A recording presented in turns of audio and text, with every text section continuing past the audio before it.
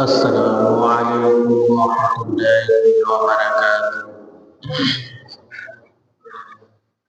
نحمده ونستعينه ونستغفره ونعوذ بالله من شرور أنفسنا ومن سيئات أعمالنا. من يهده الله فلا مضل له ومن يضلله فلا هادي له. أشهد أن لا إله إلا الله وحده لا شريك له، وأشهد أن سيدنا وسندنا وحبيبنا ومولانا محمدا عبده ورسوله الذي أرسله بالحق بشيرا ونذيرا وداعيا إلى الله بإذنه وسراجا وقمرا منيرا. فقد قال الله تعالى في كلامه المجيد وفي فرقانه الحميد. أعوذ بالله من الشيطان الرجيم. بسم الله الرحمن الرحيم. قل إن كنتم تحبون الله فاتبعوني يحببكم الله ويغفر لكم ذنوبكم والله غفور رحيم. وعن عباس رضي الله تعالى عنه قال النبي صلى الله عليه وسلم: من ذاك الإيمان من رضي بالله ربا وبالإسلام دينا وبمحمد صلى الله عليه وسلم نبيا ورسولا. رواه مسلم. إن الله وملائكته يصلون على النبي يا أيها الذين آمنوا صلوا عليه وسلموا تسليما. اللهم صل على سيدنا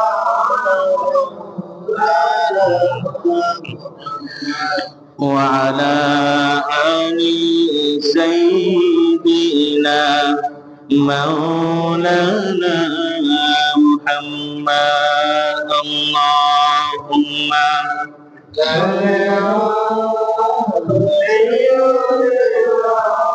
مولانا محمد وعلى آل سيدنا شفيعنا محمد. আলহামদুলিল্লাহ। মহান আল্লাহ তাআলা দরবারে লাখ কোটি সুজুদ, লাখ কোটি শুকরিয়া যে মহান আল্লাহ তাআলা আমাদেরকে তামাম দুনিয়ার সকল কর্ম ব্যস্ততাকে পেছনে ফেলে দিয়ে তার হুকুম পালনার্থে তার ওই ঘরে মেহমান আশা পরিণত করার জন্য সুযোগ আমাকে আপনাকে দান করলেন। এজন্য খুশি হয়ে তারই দেওয়া বাক্য দিয়ে প্রশংসা জ্ঞাপন করছি, সবাই বলছি আলহামদুলিল্লাহ। লক্ষ্য করে দুরূদ এবং সালাম আমার আপনার প্রিয় নেতা সরদার দু আলম জনাবে মুহাম্মদ রাসূলুল্লাহ উচ্চ স্বরে একবার বলি সাল্লাল্লাহু আলাইহি ওয়াসাল্লাম। সম্মানিত হাজিরিন, আমরা পবিত্র কুরআনুল কারীম থেকে সূরাতুল আল ইমরানের 31 নম্বর আয়াতে কারিমা তেলাওয়াত করেছি, 4 নাম্বার উপর 3 নাম্বার পারা থেকে। হাদিসের গ্রন্থগুলোর মধ্যে প্রসিদ্ধ একটা গ্রন্থ বুখারী এবং মুসলিম। ইমাম মুসলিম রাহমাতুল্লাহ আলাইহি যেটা বর্ণনা তিনি করেছেন, আমরা মুসলিম শরীফ থেকে একটা হাদিসে কালামে পাক তেলাওয়াত করেছি। আল্লাহ পাক যদি চাহেন এর উপরে আজকের আলোচনা সংক্ষিপ্ত আকারে করার জন্য চেষ্টা করব। যা কিছু বলবো, আপনারা যা কিছু শুনবেন, আল্লাহ তাআলা যেন বাস্তবে আমাদের আমল করার তৌফিক দেন। সকলে বলি আরেকবার আমিন। আলহামদুলিল্লাহ। আল্লাহ রাব্বুল আমিন যে সকল আয়াতে কারিমা তিনি রাসূল সাল্লাল্লাহু আলাইহি সাল্লামের শানে প্রেক্ষাপটে আমার আপনার জন্য বাস্তব জীবনে যা কিছু প্রয়োজন সব কিছু তিনি নাজিল করে দিয়েছেন। আল্লাহ তাআলা ঘোষণা করেছেন তিবিয়ানান লিকুল্লি শাইইন, আমি আল্লাহ কোরআনের মধ্যে এমন কিছু নাই মানব জীবনে আখিরাতে তোমাদের দরকার যা কিছু আমি আল্লাহ দিই। তার মানে আমার আপনার জীবনের ইহকাল এবং পরকাল এই দুইটা কালের মধ্যে তো মানুষ সীমাবদ্ধ, তাই না? তার মানে ইহকাল এবং পরকাল যেটা আমরা আপনার জন্য একটা আমি আপনি এই জমিনের মধ্যে আমি আপনি আছি, ইহকাল এরপরে পরকাল আমরা আপনার জন্য আসবে। ইহকাল এবং পরকালে যা কিছু দরকার মানব জমিনে মানবের জন্য সব কিছু আল্লাহ রাব্বুল আমিন কোরআন কারীমের মধ্যে দিয়েছেন। একবার চিল্লায়ে বলে সুবহানাল্লাহ। তেমনি ভাবে আল্লাহ রাব্বুল আমিনের কোরআন যেটা ওই শিবানী রব্বুল আমিন আমরা আপনার মানব জীবনের জন্য নাযিল করে দিয়েছেন, এটার ব্যাপারে মুসলমান সর্বাধিক পরিমাণ ঈমান রাখে। আল্লাহর কোরআনের ব্যাপারে যদিও মাঝে মাঝে নাস্তিক কাফের মুশরিক মুনাফিক যারা আল্লাহর কোরআনের ব্যাপারে তারা হাত তুলে বিরুদ্ধ উচ্চারণ করতে চায়, আল্লাহ রাব্বুল আমিনের কোরআন ওই শিবানী হওয়ার কারণে অনেক মুসলমান বলতে চায় কিন্তু স্পর্ধা হয় না বলার জন্য। আল্লাহ রাব্বুল আমিন নাযিল করার প্রারম্ভে রাব্বুল আমিন এর জন্য তিনি বলেছিলেন জালিকাল কিতাব, হে রাসূল আপনার উপরে এমন একটা কিতাব আমি আল্লাহ নাযিল করলাম, এই কিতাবের মধ্যে লা শাক্কা ফি কোন প্রকারের সন্দেহ নাই। জোরে বলি সুবহানাল্লাহ। এই কোরআনের ব্যাপারে যেহেতু আল্লাহ আগে চ্যালেঞ্জ ছড়ে দিয়েছেন, এজন্য অনেক নাস্তিক স্পর্ধা সাহস পায় না কোরআনের ব্যাপারে কোনো কথা, কোরআনের বিপক্ষে কোনো কথা বলতে। কিন্তু অনেক মানুষকে দেখা যায় যে কোরআনের ব্যাপারে তাদের কোনো বিরুদ্ধ সজ্জা নাই, কিন্তু সুন্নাতের দিক রাসূলের হাদিসের কাছে যখন আসে অনেক আল্লাহ বান্দা আল্লাহ রাসূলের এই সুন্নাহ এবং হাদিসকে মেনে নিতে চায় না। কথা বলেন ঠিক কিনা? আল্লাহ রাব্বুল আমিন কুরআনুল কারীমের মধ্যে আল্লাহ রাসূলের সুন্নাতের ব্যাপারে ইত্তিবা অনুসরণের ব্যাপারে রাব্বুল আমিন বলে দিয়েছেন, কুল ইন কুনতুম তুহিব্বুনাল্লাহা ফাত্তাবিউনি ইউহিব্বুকুমুল্লাহ ওয়া ইয়াগফির লাকুম যুনুবাকুম আল্লাহু গফুরুর রহিম। আল্লাহু আকবার। সূরাতুল আল ইমরান পবিত্র কুরআনুল কারীমের 31 নম্বর আয়াত, 4 নম্বর রুকুর 3 নম্বর পারা। তাফসীরে ফি জিলালিল কোরআন থেকে বলছি। আল্লামা সাইদ কুতুব শরীফ রাহমাতুল্লাহ আলাইহি তাফসীর করতে গিয়ে তিনি লিখেছেন, রব্বুল আমিন বলেন, কুল হে রাসূল আপনি বলে দেন, ইন কুনতুম তুহিব্বুনাল্লাহ, তোমার উম্মত যদি আমি আল্লাহর ভালোবাসা পেতে চাই, তাহলে তাদেরকে আমি আল্লাহ 1 নম্বর দায়িত্ব দিলাম, ফাত্তাবিউনি, আপনাকে অনুসরণ করা লাগবে। কি করা লাগবে? অনুসরণ করা লাগবে। এখন যদি রাসূল সাল্লাল্লাহু আলাইহি সাল্লাম বাস্তব জীবনে যা তিনি করেছেন ওইটাই সুন্নাহ, আর রাসূলের সুন্নাহগুলো উলামায়ে কেরাম থেকে শুরু করে নিয়ে যারা বড় বড় শায়েখ ছিলেন হাদিসের, সেই রাসূলের যুগ থেকে সাহাবায়ে সকল মানুষকে রাসূলের ইত্তেবা এবং অনুসরণের ব্যাপারে রব্বুল আমিন বলে দিয়েছেন যে সাহাবায়ে কেরাম যারা সবকিছু রাসূল সাল্লাল্লাহু আলাইহি সাল্লামের কাজ কর্মকে সচক্ষে দেখেছিল, এই সচক্ষে দেখার কারণে আল্লাহ রাব্বুল আমিন তাদেরকে এমন এক অনুসরণের মধ্যে রাব্বুল আমিন দেখেছিলেন যে রাসূল যা করেছেন ওইটা তোমার জন্য মানব জীবনে অনুসরণ করা শুধুমাত্র আমি আল্লাহ নকল করলাম না, তোমাদের জন্য ফরজ করে দিলাম। জোরে বলি সুবহানাল্লাহ। এজন্য শুধুমাত্র কোরআন নয়, রাসূলের সুন্নাত আমার আপনার জীবনে অনুসরণীয় অনুকরণীয়। একটা উদাহরণ পেশ করি। মনে করেন আমার আপনার জন্য 5 ওয়াক্ত নামাজকে আল্লাহ রাব্বুল আমিন ফরজ করে দিয়েছেন। নারী এবং পুরুষ যারা বালেগ প্রাপ্ত বয়স্ক হয়ে গেছে, আল্লাহ তাআলা 5 ওয়াক্ত নামাজ তিনি কি করেছেন? ফরজ তিনি করেছেন। এই ফরজ নামাজের প্রথম যে ওয়াক্ত আমার আপনার জন্য ফজরের নামাজ 2 রাকাত আমার আপনার জন্য ফরজ। ফরজ না? ফরজ। এখন এই যে আল্লাহ রাব্বুল আমিন কোরআনুল কারীমের মধ্যে নামাজ পড়ার কথা, নামাজ আদায়ের কথা, রাব্বুল আমিন কায়েমের কথা তিনি বলেছেন, আমি আপনি আল্লাহর কোরআনকে মানি, অনুসরণ করে হৃদয়ে ধারণ করি। কিন্তু যদি বলা হয় ভাই ফজরের নামাজের কথা তো আল্লাহ কোরআনে বলেছেন, কিন্তু 2 রাকাত না 4 রাকাত পড়া লাগবে, এইটা কোরআনের কোথাও কি আছে? কেউ পাইছেন জীবনে? আমি পাইনি, আপনারা পেতে পারেন, যারা দাবি করেন তারা পেতে পারেন হয়তো।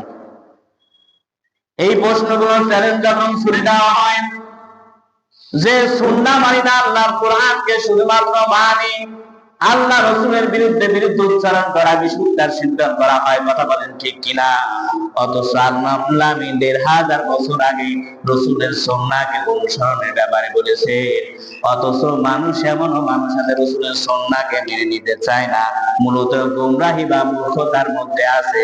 কিয়ামতের ময়দানে যখন এই মানুষগুলো দণ্ডবান হয়ে দাঁড়াবে রাসূলের সুন্নাহকে অবহেলা করার কারণে, এমন এক আযাবের মধ্যে রাব্বুল আমিন দাবিত করবে যে আযাব এমন ভাবে শামিল হয়ে যাবে, কিয়ামত পর্যন্ত মানুষ যদি এর থেকে বিরত না হয়, এমন এক আযাবের মধ্যে চলে যাবে, সেই আযাব থেকে আর কখনো বিরত থাকার উপায় নাই।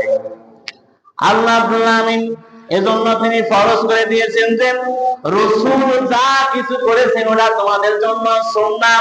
আর সাহাবায়ে কেরাম রাদিয়াল্লাহু তাআলা সচক্ষে দেখে ওই বিষয়গুলো আমার আপনার জন্য সহজ করে দিয়েছেন। আমি আপনি রাসূলকে দেখি নাই, রাসূলের কাজকর্ম দেখি নাই, সাহাবায়ে কেরাম দেখেছেন, জীবন দিয়ে তারা এগুলোকে পালন করে লিখে গেছেন এবং নিজে করেছে। তাহলে বলেন তো আল্লাহ রাসূল যা কিছু করেছেন যেটা আমার আপনার জন্য সুন্নাহ হিসেবে এসেছে, হাদিসের মধ্যে এসেছে, মুসলমান হিসেবে আমার আপনার অনুসরণ করা গুরুত্বপূর্ণ কিনা? গুরুত্বপূর্ণ। আল্লাহ রাব্বুল আমিন এজন্যই ফাত্তাবিউনি, অনুসরণ করার প্রতি রাব্বুল আমিন তিনি বলে দিয়েছেন, শুধুমাত্র এইটুকু বললেই তো শেষ হয়ে যেত। আল্লাহ রাব্বুল আমিনের পর্যায়ে রাব্বুল আমিন বলেন, ফাত্তাবিউনি ইউহিব্বুকুমুল্লাহ। হে রাসূল, আপনাকে যখন অনুসরণ করবে আপনার উম্মতেরা, আমি আল্লাহ তাদেরকে ভালোবাসা শুরু করব। রাসূল, হে রাসূল, আপনি আপনার উম্মতকে বলে দেন তারা যদি আমি আল্লাহর ভালোবাসা পেতে চায়, তারা যেন আপনাকে অনুসরণ করে। আর যখন আপনাকে অনুসরণ করবে, তার ব্যক্তিগত জীবন থেকে শুরু করে আন্তর্জাতিক পরিমণ্ডল পর্যন্ত, পরিবার জীবন থেকে শুরু করে নিয়ে রাষ্ট্র জীবন পর্যন্ত যখন অনুসরণ করবে, আল্লাহ রাব্বুল আলামিন বলতেছেন যে আমি তাদেরকে ভালোবাসা শুরু করে দেব। এরপর রাব্বুল আলামিন বলেন, এই হুবুল্লাহ, শুধুমাত্র আমি আল্লাহ এদেরকে ভালোবাসা দিয়ে শেষ করব না, তাদের এই অনুসরণ করার আগে জীবনে যত গুনাহ ছিল, পাপ রাশি ছিল, আমি আল্লাহ সমুদ্র পরিমাণ ফেনা এবং পাপ রাশি যদি তাদের জন্য হয়ে যায়, আমি আল্লাহ সমস্ত পাপ এবং গুনাহকে আমি আল্লাহ মাফ করে দেব। জোরে বলি সুবহানাল্লাহ। এখন আপনাদের কাছে আমার প্রশ্ন, বলেন তো আমি আপনি যদি রাসূলকে অনুসরণ আমি আপনি না করি, সুন্নাহকে আমি যদি পালন না করি, আল্লাহর ভালোবাসা আমি আপনি পাবো না? এক নাম্বার, আল্লাহর ভালোবাসা আমি আপনি পাবো না। দুই নাম্বারে, আল্লাহ রাব্বুল আলামিন কি আমাকে আপনাকে মাফ করবেন? মাফও করবেন না। এজন্য রাসূলের অনুসরণ আমাকে আপনাকে করা লাগবে, যাতে করে আমার আপনার জীবনের সকল পাপ রাশি গুলো আল্লাহর ভালোবাসা যেন আমরা পেতে পারি। আল্লাহ রাব্বুল আলামিন শুধুমাত্র জান্নুন শব্দটা দিয়ে রাব্বুল আলামিন ক্ষান্ত করেন নাই, যুনুবাকুম শব্দ রাব্বুল আলামিন দিয়েছেন। আল্লাহু গফুরুর রহিম, আল্লাহ এই পরিচয়টা তিনি দিয়েছেন যে আমি আল্লাহ কিন্তু গফুর এবং রহমান। এটাই তিনি বুঝিয়েছেন যে আমি আল্লাহর পক্ষে এটা সম্ভব, আমি আল্লাহ ইচ্ছা করলে তাকে মাফ করে দিতে পারি, এটা আমি আল্লাহর কাছে তুচ্ছ বিষয়। আরেকবার বলি সুবহানাল্লাহ। আল্লাহ রাব্বুল আলামিন শ্রোতা হিসেবে যারা আমি আপনি এসেছিলাম, আল্লাহ রাব্বুল আলামিন আমাকে আপনাকে এর পরিবেশের মধ্যে রাব্বুল আলামিন ফেলে কয়েকটা দিক নির্দেশনা রাব্বুল আলামিন তিনি দিয়ে দিচ্ছেন আবার আপনার জন্য, যে বান্দা শুধুমাত্র আমি আল্লাহর কথাগুলো তোমরা শুনবে না, আমল করার নিয়ত যখন শুনবে, আমি আল্লাহ তোমার জীবনের যত গুনাহগুলো ছিল আমি আল্লাহ সবে পরিণত করে দেব। কিন্তু উদ্দেশ্য থাকবে তোমার একটা, যে যা সম্ভব ওইটা আল্লাহ কোরআনের সাথে রাসূলের সুন্নাহর সাথে যদি মিলে যায়, আমার জীবন থাকতে আমি ওইটা কখনো ছেড়ে দেব না, পালন করব। আল্লাহ বলেন, যখনই তোমার জীবনে যেটা ভুল ছিল, কোরআনের সুন্নাহর বাইরে যখন তোমাদের জীবনটা চলে যাবে, তোমার এই কাজকর্মটা যখন চলে যাবে, যখন তুমি ছেড়ে দিলে, যখন তুমি ছেড়ে দিয়েছো, তোমার জীবনের যত গুনাহ আমি আল্লাহ মাফ করে দেব, ওগুলোকে সবে পরিণত করে দেব। কিন্তু মুসলমান আজকে শুধুমাত্র শুনে, কিন্তু আমল করা লাগে, বাস্তব জীবনে আমল করতে চায় না। শুধুমাত্র বাইরে গিয়ে শোনার, এই মসজিদ বা আলোচনার ময়দান থেকে শোনার পরে বাইরে গিয়েই বলে মৌলবী হুজুর বক্তাগণ এভাবে বলবে। বাস্তবে করা লাগবে তার মানে আছে নাকি? এরকম কথা বলে কি বলে না? বলে। এজন্য হাজারো ময়দান থেকে, ওয়াজের আলোচনা থেকে মানুষগুলো এরকম মুখাবিক্ষিতার কারণে আল্লাহ রাব্বুল আলামিন তার জীবনে রাব্বুল আলামিন পরিবর্তন দেন না, পরিবর্তন আল্লাহ রাব্বুল আলামিন করেন না। রাব্বুল আলামিন বলেন, যখন তোমরা এর পাশ থেকে তোমরা বিদায় নিবে, এই সকল বিষয় থেকে নিজেকে বিরত রাখবে, আমি আল্লাহ তোমাদেরকে মাফও করব না, দুনিয়ায় এমন লাঞ্ছনার গজব দিবে, তোমাকে ধ্বংস করে দেব। ইতিপূর্বে আমি আল্লাহ অনেক কম বা জাতিকে এরকম আমি আল্লাহ লাঞ্ছনা লানত ধ্বংস করে দিয়েছি। ইতিহাস আছে কি নাই? এজন্য আমাকে আপনার জীবন থাকতে এগুলো পালন করা লাগবে। এই দুনিয়ার বুকে রাসূলের অনুসরণ আমাকে আপনাকে করা লাগবে জীবন থাকতে। আল্লাহ রাসূল সাল্লাল্লাহু আলাইহি ওয়াসাল্লামের অনুসরণ এত পরিমাণ গুরুত্বপূর্ণ যে দুনিয়ার বুকে যারা রাসূলের অনুসরণ করেছিল, আল্লাহ তাদেরকে তিনি মাফ করেছিলেন। দুনিয়ার বুকে অনেক আল্লাহ রাসূলের অনুসরণ করেনি, আল্লাহ তাদেরকে মাফ করেনি। সেটা যদি রাসূলের কোন আত্মীয় স্বজন হয়ে থাকে, তারপরে আল্লাহ নামে তিনি মাফ তাদেরকে করেননি। কোরআন এবং হাদিস থেকে আমরা যেটা জানতে পেরেছি, মুসলমান আজকে রাসূলের সুন্নাতের ব্যাপারে এমন পরিমাণ বেখেয়াল যে মানুষগুলো আল্লাহ তাআলার অনুসরণকে, রাসূলের সুন্নাহকে আংশিকভাবে তারা পালন করতে চায়। পরিপূর্ণভাবে পালন করতে চায় না। অথচ আল্লাহ রাব্বুল আলামিন হুকুম ছিল যে বান্দা ইসলামে যখন প্রবেশ করবে কাফাতান, তোমরা এমন ভাবে প্রবেশ করে পুরোপুরি ভাবে আমার আপনার জীবনে যা কিছু আল্লাহ এবং রসুলের বাইরে ছিল ছেড়ে দিলাম। আজ থেকে আমার জীবন বরং সময় যা কিছু আছে আল্লাহ রাব্বুল আলামিন জাহান্নামের মধ্যে আবু তালিবকে তিনি জাহান্নামের দুইটা ফিতা তিনি পরিয়ে দিবেন। কি দেবেন? ফিতা। জুতা পরিয়ে দিলেও কিন্তু ইহুদিতে জুতা অনেক পরিমাণই আছে, শুধুমাত্র জুতা নয়, দুইটা মাত্র ফিতা পরিয়ে দিবেন আল্লাহ রাব্বুল আলামিন জাহান্নামের। আবার এই দুইটা ফিতা পরিয়ে দেওয়ার কারণে জাহান্নামের আগুনের তপ্ততা এত পরিমাণ হবে যে আবু তালিবের সেই সমস্ত শরীর মাথা পর্যন্ত টকবক করে পড়তে থাকবে। যে ঘিলুগুলো রয়েছে এক এক করে নাক কান গলা দিয়ে বের হয়ে যাবে মোমের মতো। মোম গললে যেমনি ভাবে বেরিয়ে হয়ে যায়, আস্তে আস্তে বিলীন হয়ে যায়, আবু তালিবের ওরকম অবস্থা আল্লাহ রাব্বুল আলামিন করে দিবেন শুধুমাত্র জাহান্নামের দুইটা ফিতা পরিয়ে দেওয়ার কারণে। কি কারণে আল্লাহ রাব্বুল আলামিন তাকে তিনি শাস্তি দিবেন? আল্লাহ রাসূল সাল্লাল্লাহু আলাইহি সাল্লামকে তার ব্যক্তিগত জীবনে তিনি ভালোবাসতেন, অনুসরণ করতেন, কিন্তু আল্লাহ রাব্বুল আলামিন যা কিছু দিয়েছেন আল্লাহ রাসূলের উপর ফাত্তাবিউনি যা তিনি করেছেন ওইটার ব্যাপারে তিনি মানেননি। এক কথায় লা ইলাহা ইল্লাল্লাহ কালিমা তিনি স্বীকার করেননি। আল্লাহ রাসূল সাল্লাল্লাহু আলাইহি সাল্লামকে তিনি রাজনৈতিক জীবনে তিনি মানেননি। আল্লাহ রাব্বুল আলামিন এই কারণে জাহান্নামে তাকে তিনি দিবেনই, আর তাকে জাহান্নামে তিনি ফিতা পরিয়ে দিবেন। শুধুমাত্র তাই নয়, আল্লাহ রাসূলের আরেকজন চাচা ছিলেন আল্লাহ রাব্বুল আলামিন আবু তালিবের ব্যাপারে। এরপর আল্লাহ রাসূল সাল্লাল্লাহু আলাইহি সাল্লাম আবু তালিবের জন্য তিনি দোয়া করেছেন, কারণ রাসূলের জীবনে আবু তালিবের অনেকগুলো গুণাবলী ছিল, রাসূলকে তিনি ভালোবেসেছেন। মক্কার ওই জীবনে যখন তার স্ত্রী মারা যায়, তার দাদা মারা যায়, মা বাপ মারা, এতিম এই বালক যখন তিনি কোনো জায়গায় ঠাঁই হয় না, আবু তালিবের তিনি গৃহ তিনি লালন পালন হয়েছেন, খাওয়া দাওয়া সবকিছু করেছেন। এজন্য রসুলের প্রতি তার ভালোবাসা এবং রসুলের আবু তালিবের প্রতি অনেকটা ভালোবাসা ছিল। আল্লাহ রাসূল সাল্লাল্লাহু আলাইহি সাল্লাম আবু তালিবের ব্যাপারে আল্লাহ রাব্বুল আলামিন যে কথাটা তিনি বলেছেন,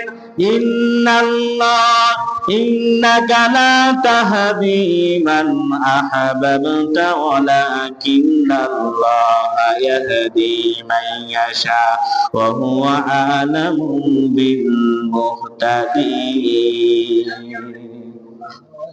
সূরাতুল কসস পবিত্র কুরআনুল কারীমের গুরুত্বপূর্ণ 28 নম্বর সূরা 56 নম্বর আয়াতের 20 নম্বর 12 6 নম্বর রুকুতে আল্লাহ রাব্বুল আলামিন কথা বলেছেন। তাফসীর ইবনে কাসির আল্লামা ইমাদউদ্দিন রাহমাতুল্লাহ আলাইহি তিনি লিখেছেন যে রাসূল সাল্লাল্লাহু আলাইহি সাল্লাম এরপরেও তার চাচার ব্যাপারে আল্লাহ রাব্বুল আলামিনের কাছে তিনি দোয়া করেছেন, আল্লাহ তুমি আমার পিতাকে, আমার চাচাকে তুমি মাফ করে দাও। আল্লাহ রাব্বুল আলামিন পরবর্তী আয়াতে রাব্বুল আলামিন বলে যে কোন নবীর পক্ষে, কোন সালেহ নেককারের পক্ষে, কোন মুশরিকদের জন্য দোয়া করা জায়েজ নাই। আছে আজকের এই আলোচনা থেকে রব্বুল আলামিন আমল করার তৌফিক ইনাত করেন, বাস্তব জীবনে সুন্নাতের অনুসরণ রব্বুল আলামিন করে আল্লাহর সান্নিধ্য দান অর্জন করার তৌফিক দান। সকলে বলি আমিন। আলহামদুলিল্লাহি রাব্বিল আলামিন। সুন্নাত পড়ি না, শুধুমাত্র 4 রাকাত সুন্নাত আমরা পড়ি না।